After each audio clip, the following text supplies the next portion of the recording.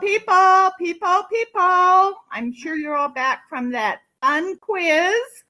So today is going to be a 45-minute day, but titillating. Just absolutely magnificent. Why? Because I am not teaching. You are.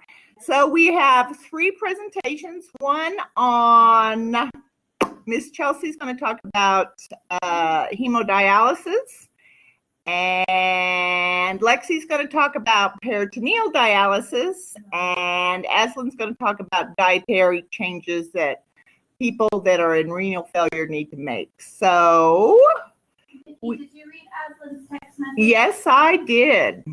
Yes, I did, and I have texted her back. So, I am going to pull up. Now, here's the deal, people. Chelsea, have you got your audio turned on? Yes, I do. Sorry if sometimes it's noisy. The children in the background. So hold on just a minute.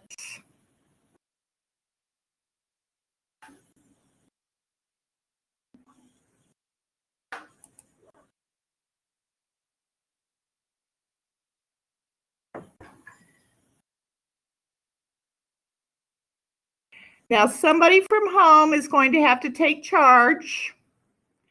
And or who's looking at the computer is going to have to tell me what questions that any of the students are coming up with because I cannot read them. All I see is the big screen that you're going to see. So here we are. Chelsea, are you there? I know you are because you just said so a minute ago. All right, let me pull up my PowerPoint too really quick. And I will just follow along. I will have to be the one that progresses the slides. So on big blue button, we don't see the PowerPoint. I don't know. We just see your picture. Fine, or I just thought I'd ask.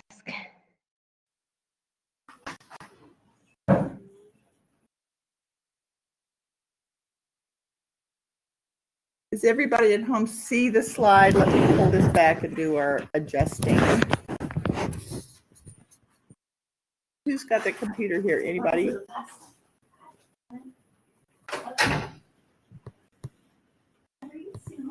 Mapu, can you see it fine? You see the whole slide? Okay. Oh, it's good. I'm just changing my screen so I can do both at the same time. Sorry. I'm going to get out of this for just a minute and turn up the volume on my computer, hoping that that will help somewhat. And obviously none of it works, so.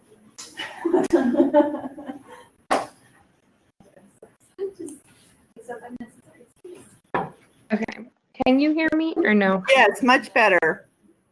Okay. Sounds good. Well, my presentation is on hemodialysis. And then really quick before I start, I'm just going to say for my learning activity is going to be to come up with test questions. So as I go through, if anything stands out, just kind of note it. You can take notes or you can draw pictures, whatever you feel more comfortable with, to then come up with test questions. Okay, so first we can go to the next slide.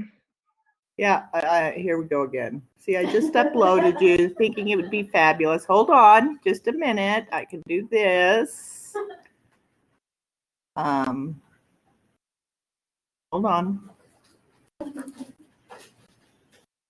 Slideshow from beginning.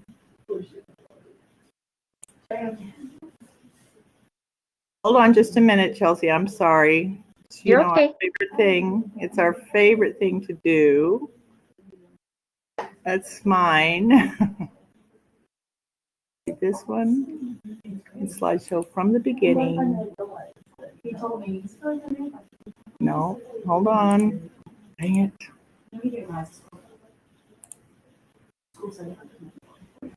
Okay, I'm going to, let's see if it'll go forward. It doesn't go forward. So let's go back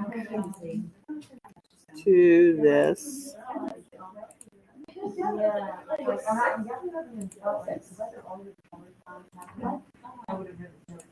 I can't make it go forward. To exit full screen, I'm just trying. I'm sorry. No, honey, I'm sorry. This was working 2 minutes ago. It's not now, as it always decides what to do when.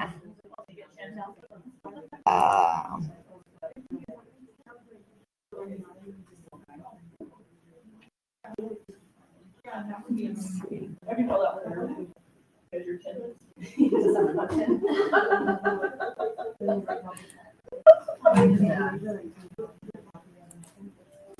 It's adorable. You're advancing on my screen, but you're not on your screen, so hold on.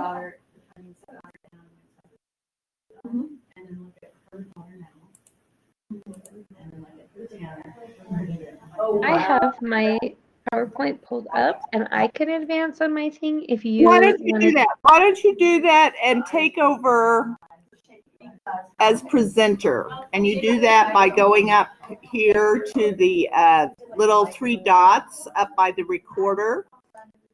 Oh, okay, let's see here.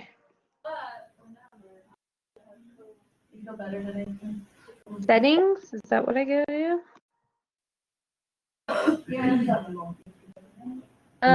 I don't think it's gonna let me do that, but I can just do it on like my PowerPoint. If you advance on there and people can look at the camera, then Yes, I I will. advance, and then Well, I but just this advance is on my fine. own PowerPoint. But this think is that the would thing be is fine. mine's not pulling up. That's just it. Hold on. Hold on. I apologize. This is just driving me to the brink of. Okay, that's not it. Conference here. This is a conference. Let's get out of this. I don't save. And let's get back over here and let's join and that.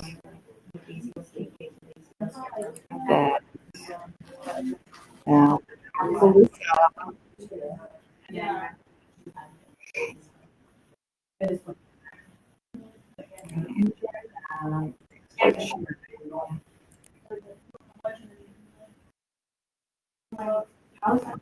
Let's see.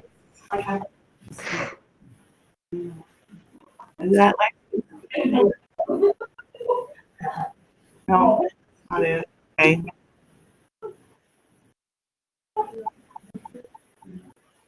Okay, hold on.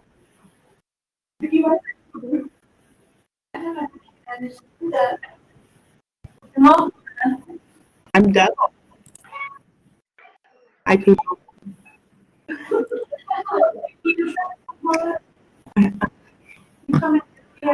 I do, and it works until something has to show up there.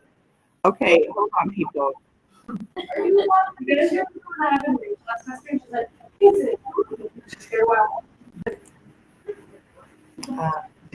Here. I want it to do this.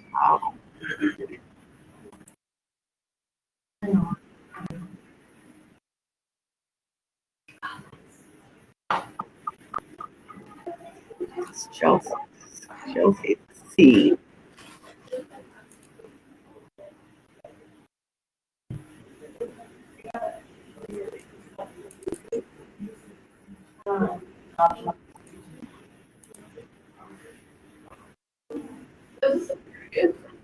This is not hilarious. Okay. Shit, it worked. Applause, applause, applause. Okay, here we go, people. Take Okay. it or go back in. Okay, so the first question is kind of what is hemodialysis? Now, if you actually, no, it's fine. We're going to do this first. Okay, so there's a few things that come into hemodialysis, and the main thing is that it's when our kidneys have, it's a way of filtering our blood. It's a replacement of the kidneys. So a couple of things to take into consideration. So what it says here is it's the blood removed removed from the body. So you're going outside of your body, and then it's being filtered by a machine, and then the blood is being returned back to your body. Usually you would just do hemodialysis where you use the machine. There's a couple things. So you need to have some kind of vascular access, and it's really important that the access is very stable. So sometimes they'll do it via fistula or a graft or a permacath. It just kind of depends on the situation. And as I said, it's going to filter out the toxins, and it will help with like electrolyte balances, as well as like fluid balances our kidneys would be doing. So you can go to the next slide.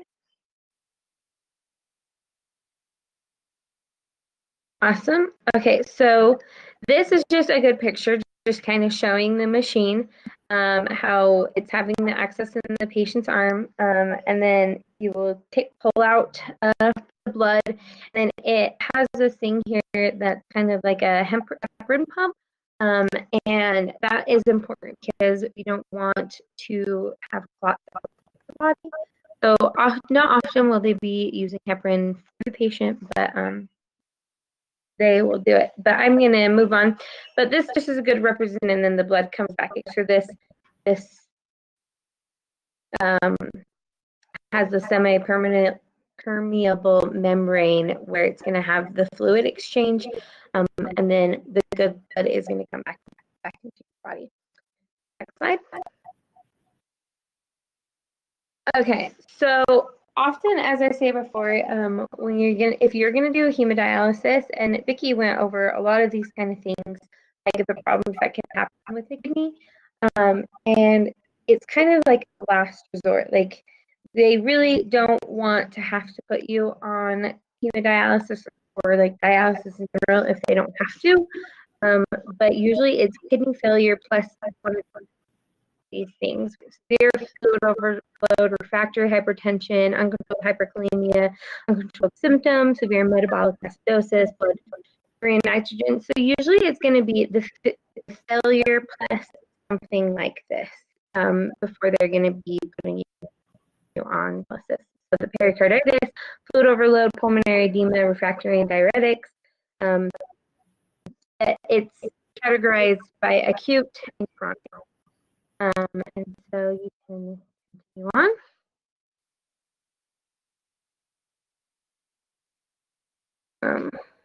The one aspect of hemodialysis is the dialysate, and this is a product that is going to help you regulate your fluid because it's going to be an isotonic fluid, and in there it's going to be very similar to normal plasma.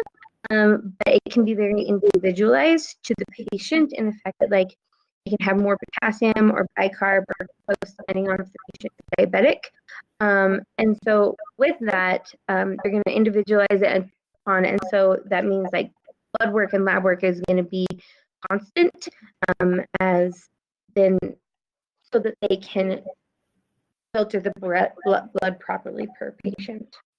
Next slide. Now, the effluent is, back in that picture, is stuff there is these little buckets that were sitting on the bottom, and that is your bad stuff. Your effluent is just like your urine, and it's removed or what your kidneys then also excrete out of your body. And so you'll be pulling that off.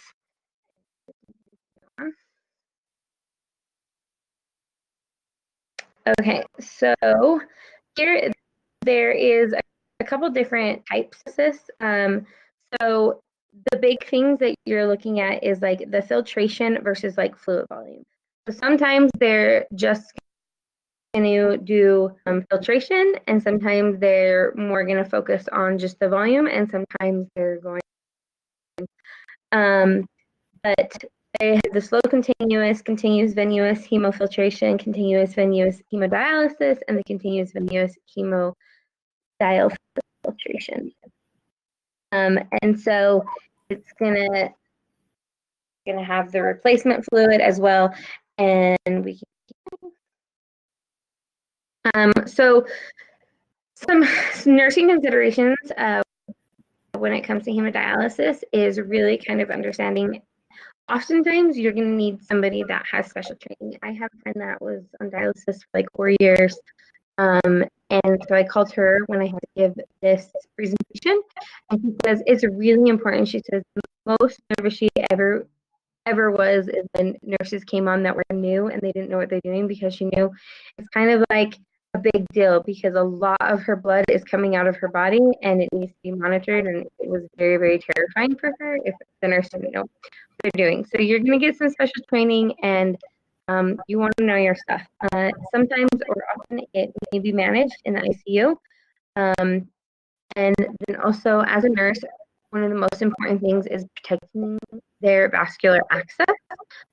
This is like their lifeline, and if we lose their vascular access and like infection happens, it could be very problematic for the patient and very, very risky. So that's a really important aspect. And then also knowing your patient schedule, because patients, most often when they're on hemodialysis, they have to come into the hospital about 3 or 4 times a day. And so remembering that what their schedule is, and if you haven't seen them, and kind of talking to them and using those opportunities to give education to them. Sometimes patients may say that like they're not feeling very well, so they're not going to come in. They didn't come in because they weren't feeling well, and sometimes the reason they weren't feeling well is because they haven't had dialysis. They have all the gunk and the stuff built up in their blood, so we needed to go through that dialysis. And then the other thing is medications. So when you're going through dialysis, sometimes are going to be just filtered out right after you do the procedure, and so sometimes it's important to know what medications they're taking and what ones are okay to take before the dialysis, what ones they need to hold, what ones are okay to, so just kind of being aware of the medications and knowing what your patient's on. Now, more nursing considerations is what you're going to be doing is you're really going to be strictly measuring the input and output, your INO.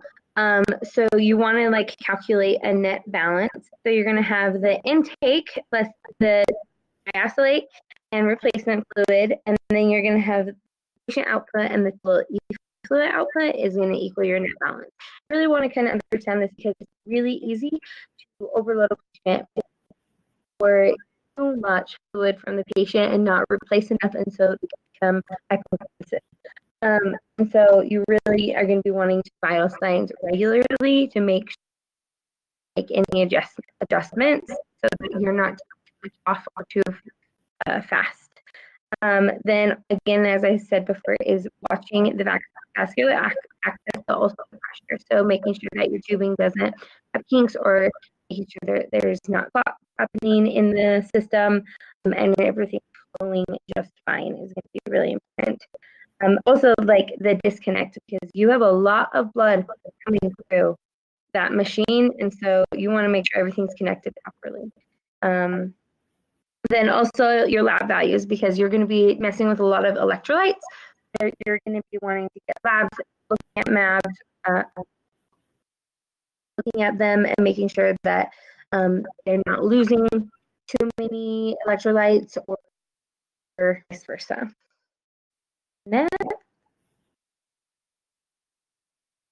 Sorry, I'm on mine.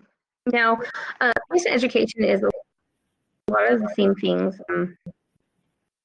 During the actual procedure, you're going to want to make sure that your patient is sitting down or uncomfortable, and you want them to be in bed or sitting, because you're pulling a lot of blood off them and it's not stable. So that's a safety thing for sure. And then also there's different diet and fluid restrictions that they may be on because of being on hemodialysis. So you want to be very updated, and it's going to be different for each patient because each patient is going to be in dialysis for reasons. So making sure you really know their chart and really understand what they're there for and what their personal restrictions are. And then also, it's kind of overwhelming to be on it. So making sure that you really do proper patient education for them so that they understand why it is that they come in regularly, as I stated before, and why they have a schedule that they need to have.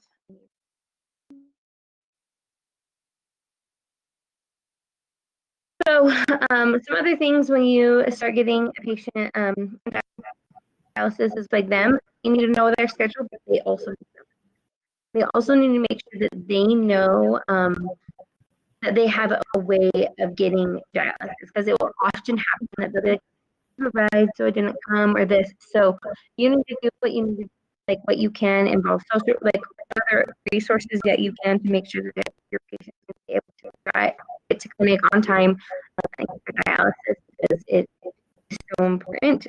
So advocate in that. Also, they need to know their meds and understand their meds, and they're going to need to know their diet restrictions. And you, the nurse, they also need to know that they needed vascular access as well. So all the education that you would need to know is good to just pass on. And then these are my references. So, as I say, refer is a learning activity is to come up with questions. So, if anybody wants to throw out some questions, go right on ahead. Anybody? Anybody? It's loud. Okay. Good job, Chelsea. There's a couple of things that I want to bring in. Ooh, let me turn down this microphone. Huh?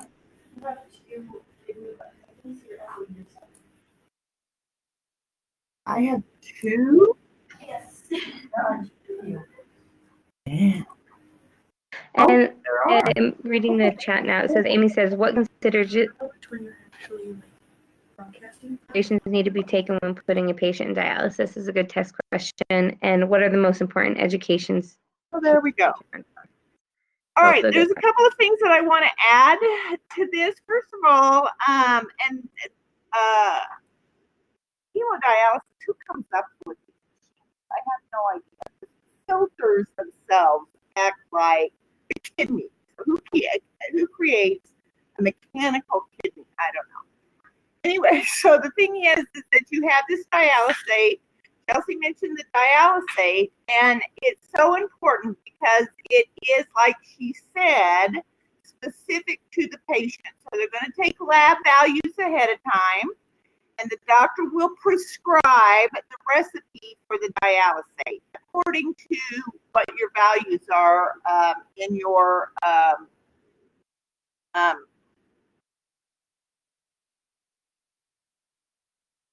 CMP, complete metabolic panel.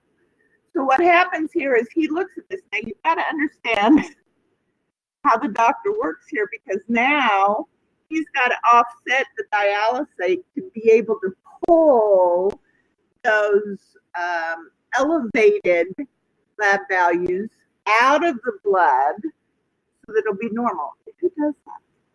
Who thinks that's fun? Just talking about it doesn't make it fun to me.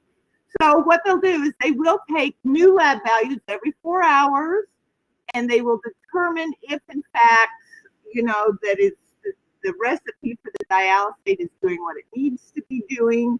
You, as a nurse who have been certified to run one of these machines at the bedside, that's not like you're a dialysis nurse. You may be at the bedside in the ICU. Will change out these 3-liter bags of dialysate as soon as they're done, according to how fast the machine is working. So it's very complicated, but it is very specific to the patient. Now, there's a couple of things that you as a nurse need to recognize. First of all, if the patient is on specific medications, are they going to do this before the dialysis or after the dialysis?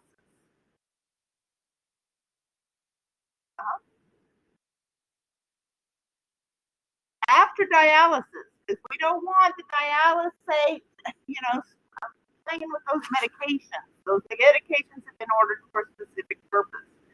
So if there are medications to be given, they need to be given afterwards. Another thing is that we take vital signs before and we take vital signs afterwards. and we take weight loss before, and we take weight loss. I mean, not weight loss, but we take the weight before, and we take the weight afterwards.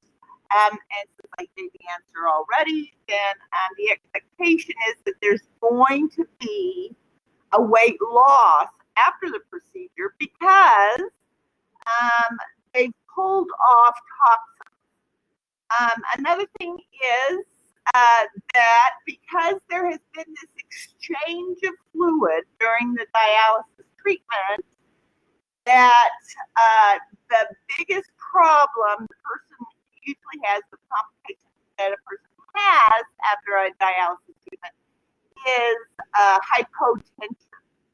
So we have to be very careful about getting them up and going. So just some things to remember. Each dialysis and oh my gosh, you think about this and you think, yay, the person's in renal failure, there's a way to keep them alive. But you know what? These people have to go in 2 to 3 times a week. They can't go anywhere. And each session during that week, it takes about 4 hours. So we're talking that they have to do 4 hours, and usually afterwards they don't feel very good. They have to go home and rest. Now, do you think they can plan a trip to Disneyland? They can, but they have to schedule with the dialysis center out in Disneyland to have that done while they're there. And their insurance has got it organized, make all of these preparations for that. It's not like they can just jump in the car and go anywhere. So hemodialysis too is it's not like you're going to be on dialysis for 20 years, because this exchange and this trauma to the cardiovascular system really kind of does wear and tear on the cardiovascular system. And so, yes, they've been on dialysis for 10 years. It's going. But it's not going to extend their lives for a lifetime. Okay? Good job, Kelsey. Good job. Okay, she has a handout on Canvas, and she has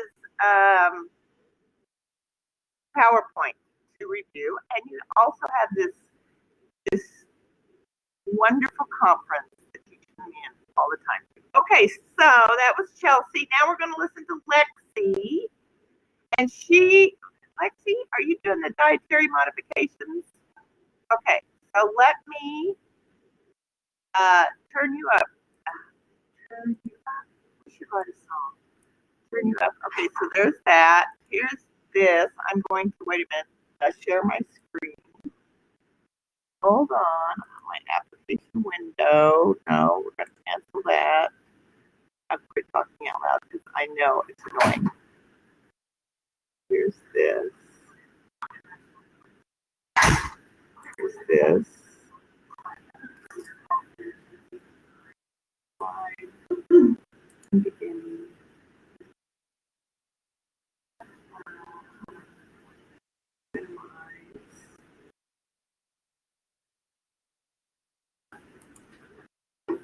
Share. Expand. Click. It's not going to click forward. Hold on.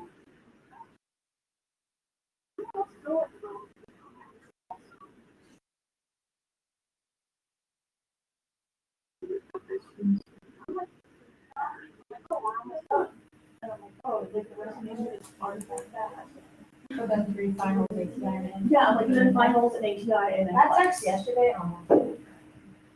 What's that? Yeah, I'm gonna text it now. Oh, No, just yeah. $300 more. You got it. Yeah, so the NCLEX itself is like 200 and something dollars. And ATI is 100. And then also $100 to get your license. Wait, the ATI, Or maybe it's just the license. Yes, it's it's just a the license. license, I was like, It's 200 total.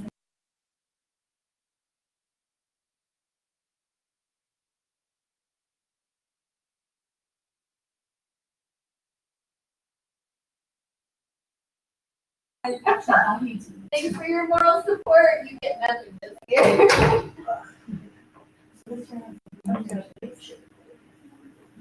Dude, honestly though, like, I feel so bad because I haven't seen my in-laws like since school started pretty much. Like at all. And I have been big for another person they've been mentioning. Okay, hold on, Lexi. I know my boyfriend used to just keep on camping my family.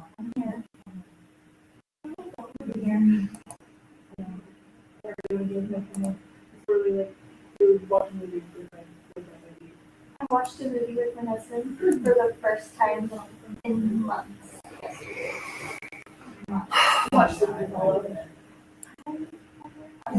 I'm not a TV or a movie watcher typically, but yesterday I was like, I just need to zone out. So, have you seen Halloween? No, I saw that one though, but it's on there. It's so funny. Even my husband liked it. I watched Pride and Prejudice. Pride and Prejudice. Okay, Why? we're here to go. Let's give her our attention, please. And for my learning activity, this is my handout, but there's fill in the blanks. Ooh.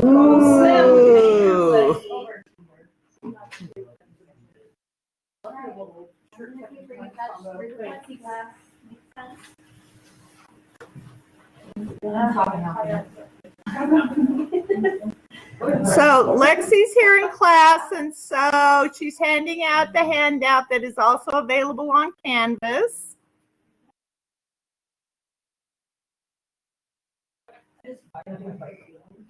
I'm just kidding, it's online.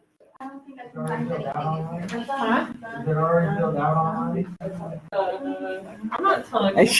Here, here's your clicker so you can just click away. Oh. So is this what they're saying? Yes. Refrain, Callaway. Refrain. Okay, so we just went over this. Hope you all know what it is. Okay, so for a patient who's on dialysis, it's very important that they're maintaining their caloric intake. Just because of the process that they're going through, they need to protect their tissues because they just need more energy.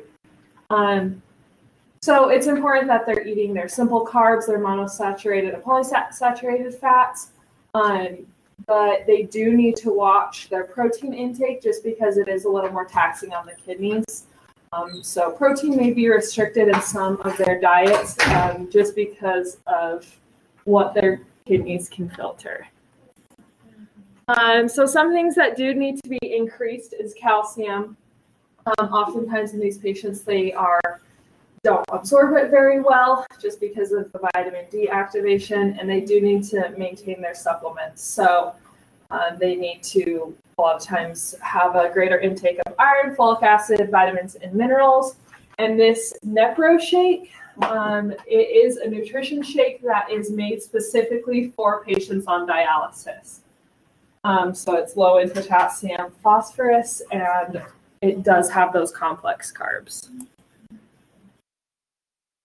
Okay, what needs to be limited? So of course, fluids, just because when you're on dialysis, your body, that machine is getting rid of the excess fluids and waste. So if your kidneys aren't able to do that, it does need to be restricted. So as a nurse, you can let your patient know if they're feeling thirsty.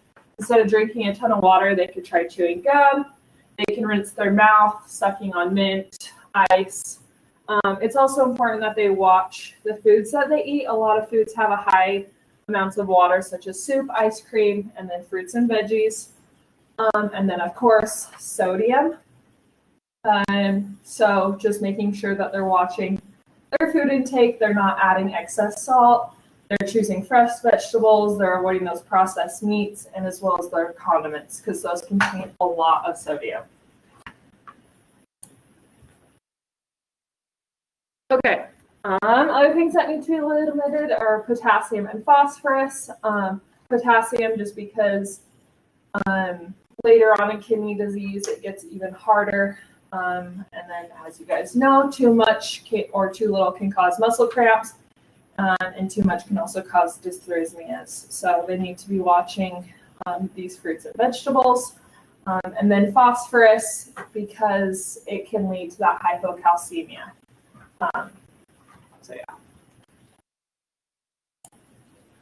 And then just as a nurse, making sure that you understand and your patients understand that their diet is going to be specific to them. No two dialysis patients are going to have the same restrictions. So make sure that they're aware of their diet.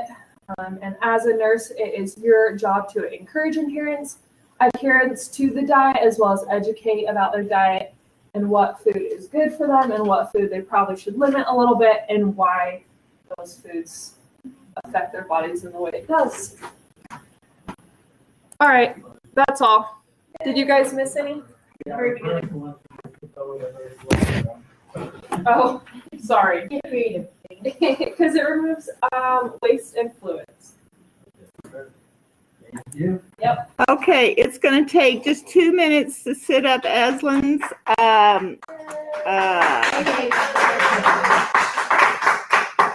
It's a cheering crowd.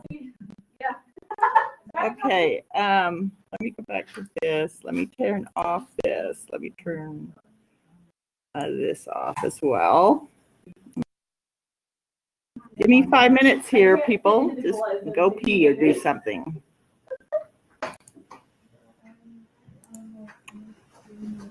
Okay. I'm gonna make a fit. Okay.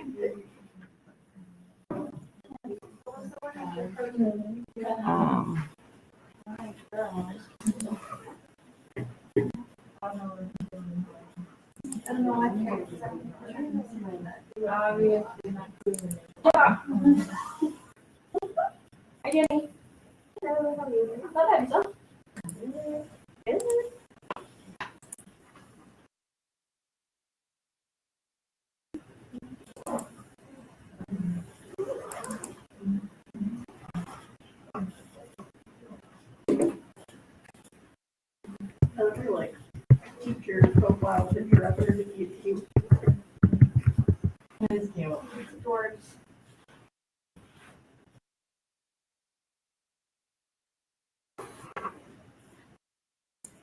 Okay, so back to this.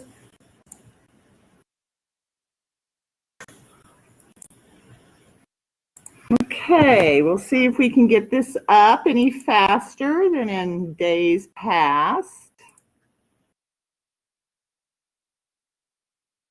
So,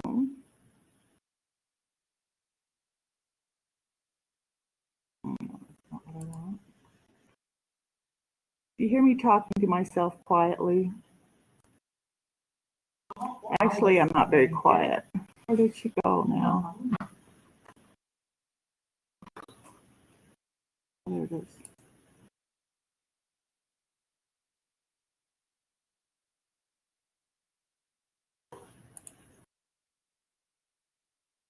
Okay, I think I deserve some applause, people. I got this up. Less than 5 minutes. Okay, Aslan, are you out there? Yes, I'm here. Oh, you've got a fabulous microphone. It sounds wonderful. Okay, take it away. Okay, so I'm doing the nursing care of the patient receiving peritoneal dialysis. If you want to go to the next slide. Okay, so what is peritoneal dialysis? I also am probably saying that wrong, so don't judge me too hard. So it's a continuous dialysis treatment. It moves excessive waste and fluid from the blood into the peritoneal vessels into a dialysate solution that's been instilled into the peritoneal cavity. So they go through and do this via a catheter that's placed into the patient's peritoneal space between the two layers of the peritoneum around their waistline. It's an outpatient surgery that's done before the patient is sent home. And then this catheter is the one that you use to perform the exchange the whole time. Occasionally it can take like 10 to 20 days to heal before you can start like a full round of treatment where you go 4 times a day. But most people have good luck and can start in a couple of days after the surgery, like it's healed enough. So there are 3 steps to the peritoneal dialysis. The first step is filling. This step involves like instilling a bag of sterile dialysing solution or dialysate into the patient's peritoneal cavity through that catheter. like the amount of the solution will depend on the patient and how much they need in their specific condition, but typically it's about 1,000 milliliters. The second step is the dwell time, which is how long the solution will sit in that abdomen. It typically lasts several hours and allows for that waste product from the blood to pass through the peritoneal membrane into that dialysate solution. And then the third step is draining, which is where the waste solution that we've collected is drained out of the body and discarded. So typically this process will be repeated like 3 to 4 times a day. Again, that totally varies on the individual patient and what they need for their case. And then the next slide. Okay. So then fun facts. So continuous ambulatory is the most common treatment type of this dialysis. So it's where you'll do like 3 exchanges during the day and 1 before bedtime. You literally just like the patient does this all at home. The family can help them with it. So they can hook it up. It takes like 30 to 40 minutes sometimes hours, again, depending on their situation. And then they just do it 3 or 4 times a day and they're good. Another one can include a computerized machine, which is called a cycler. And that will regulate the exchange during their sleeping hours. So instead of doing the 3 or 4 times a day during like their actual day and changing it out manually themselves, this machine will cycle through it for them while they sleep. And then fun fact is that like medications can be added to the solution. So things like heparin to prevent clotting in that catheter, insulin if they're diabetic, and antibiotics if they develop an infection or if they're at risk for one. These are good things to like educate your patient on, because like, do they need any extra medication in their solution? How much of that med do they need? Like what signs and symptoms, should they be wary for? Because sometimes they don't know that their like medication can be added into their solution. So we just want to talk to them about that. We also want to let them know, if they are doing like the cycler at night, that maybe it'll bug them. It might cause them like a little bit of problems falling asleep. But it might be a better idea for them, especially if they're like embarrassed about having to do dialysis like during the day around their home and stuff. So then the next slide is the education for the family and the patient. So it is done at home by the family or that patient. And then before they leave the hospital, they have to demonstrate like a successful exchange of the bag and connecting it into the catheter tubing.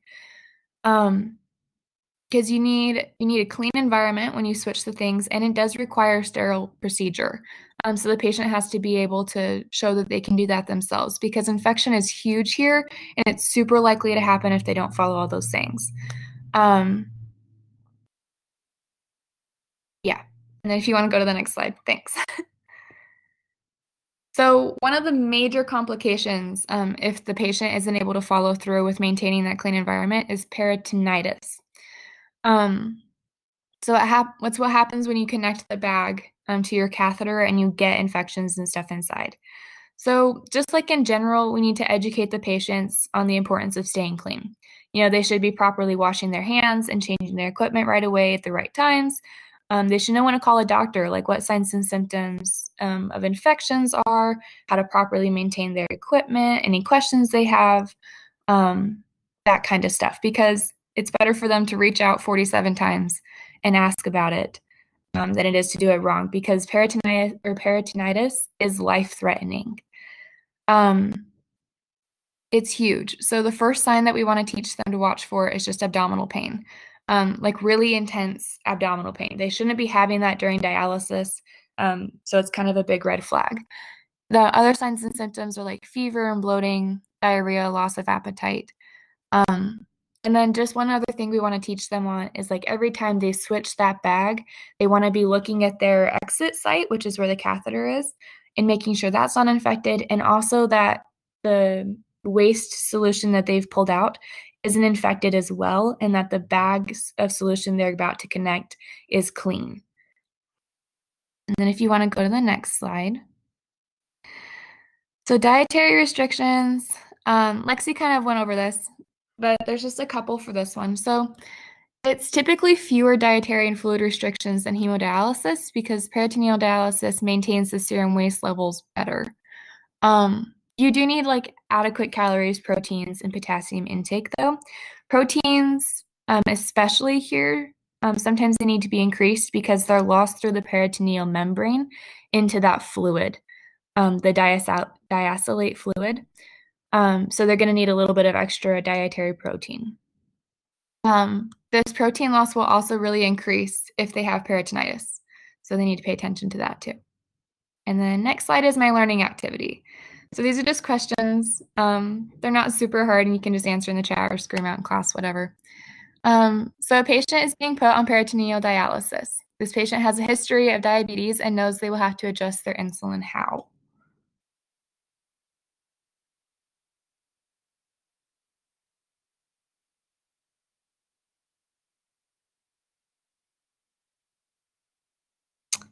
Okay.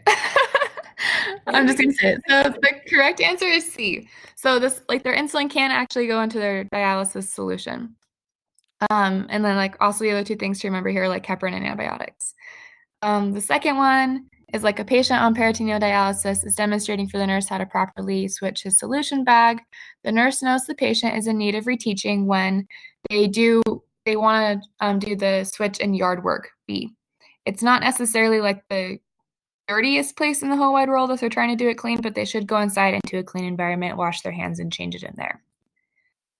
The third question is the patient is going home with peritoneal dialysis and worries they'll lose sleep from waking up to change the bag at night. How should the nurse respond to this patient? So the correct answer is D. There is a computerized machine called a cycler that can switch out the solution fluid while a patient sleeps. And then the last one is during teaching for peritoneal dialysis, the patient asks the nurse if they will have to change their diet at all. The nurse responds correctly with B. Yes, your protein should be increased. Proteins are lost through the peritoneal membrane into that diacylate fluid, so increasing the protein is important. And then my last one is references. Thank you, thank you. There's applause here. Okay, this was really good too. Just a couple of things I wanted to point out about peritoneal dialysis. First of all, it was created to make it easier for the patient to be at home and to meet whatever needs that they have. And especially they have, and again, depending on the dialysate and the system that is being used determines you can have the dialysate go in and come out all night long.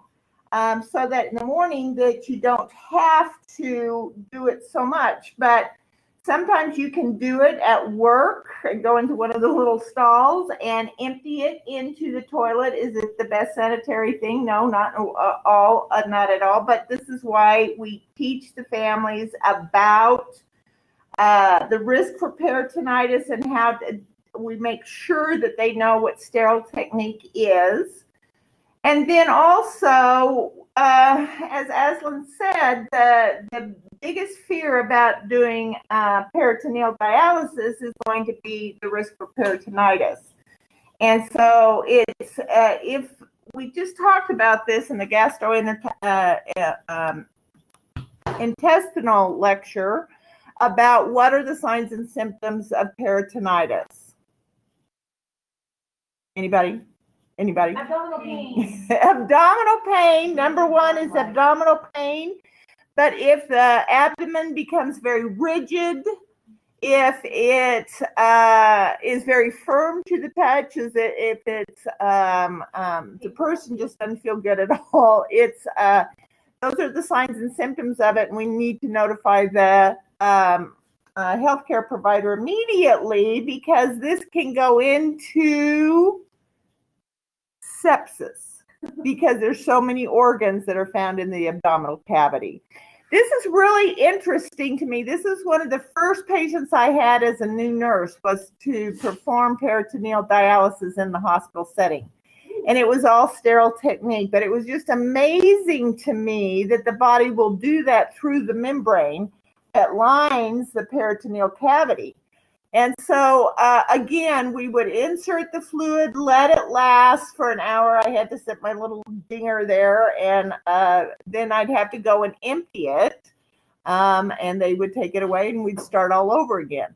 So, again, they have computerized versions where this can be done. It can be done. But again, look at, you say it's easier to do at home, but you're having to do it 3 or 4 times a day. With the hemodialysis, we're having to go in 2 or 3 times a week. So it just, what is nice about this is that you have some choices in this. I wanted to make just a comment too about Lexi's lecture. Lexi's lecture. Could be a TV show. It was talking about nutrition. It is critical that renal patients that are in renal failure maintain their diets, their renal diets. Again, there's going to be a progression here of the disease process, and eating the diet that is recommended is going to slow that progression and make you feel better. I do know that I had a 14-year-old in the PICU one time that was in renal failure, and the doctor refused to put her on a transplant list because she would not adhere to the renal diet. And so it's transplants, the availability of kidneys is kind of out there, but it's not very big. So to get on a list and to get matched and that type of thing is very, very difficult. They want to ensure that that organ has the highest likelihood of being a successful transplant. And they've got to know that the person is compliant with their medications, with their diets, whatever they need to do. It's the same thing with a liver transplant. They don't want an alcoholic to get a new liver, because if the alcoholic hasn't controlled his alcoholism, then it's going to be of little value. All right, you guys did fabulous today. Chantel will be in at 9:15 for another just magnificent, titillating lecture on the renal system. Thank you for your patience today with all the technological crap that we do every single time I teach, and I'll see you next week. Oh, don't forget that I am doing a review tomorrow, and it will be posted on Conference. I love you. See you, bye. You're a beautiful human being. You are just